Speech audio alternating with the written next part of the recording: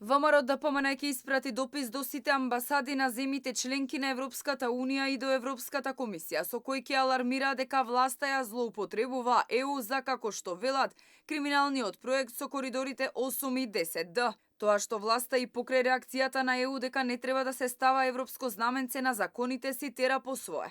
За првиот човек на партијата Христијан Мицкоски покажува дека владеачката коалиција не е достојна на европските вредности.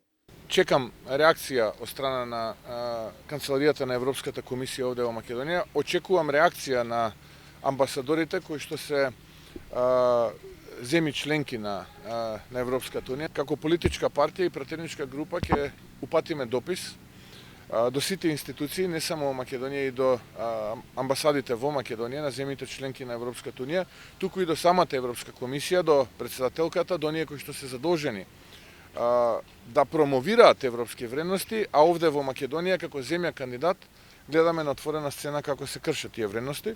Наше е да ги предупредиме. Изјавата на вице-премиерот задолжен за европски прашања, кој рече дека одлуката за европско знаменце била политичка и воопшто не изрази загриженост кога реагираше ЕУ. Според Мицкоски покажува дека Бојан Маричик поддржува кршење на законите, а проектот не бил ништо друго освен епски потфат за криминал.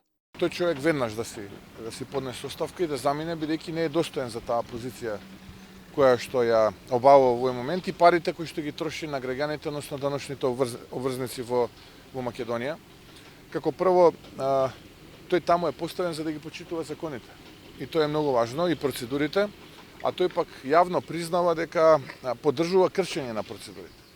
И треба да е свесен дека еден ден, а тој ден е се поблиску, ќе има и одговорност за таквото однесување. Владата си одлучи со европско знаменце да се носат измени на закон за работни односи, на законите за градба, за урбанистичко планирање, за експроприација и на специјалниот закон за автопатиштата, што треба да ги гради американско-турскиот конзорциум Бехтел и НК.